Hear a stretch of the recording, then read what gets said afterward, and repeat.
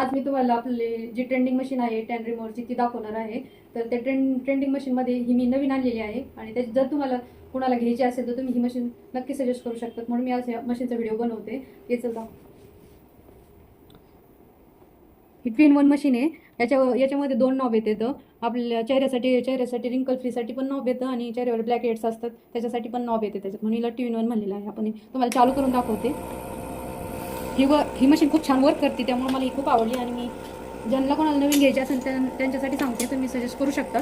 त्याच्यामध्ये 3 नॉब येते tan remove करण्यासाठी. आता ट्रेंडिंगमध्ये तुम्ही पाहत असाल मशीन खूप आल्यात, पण ही मशीन पण खूप छान वर्क करते.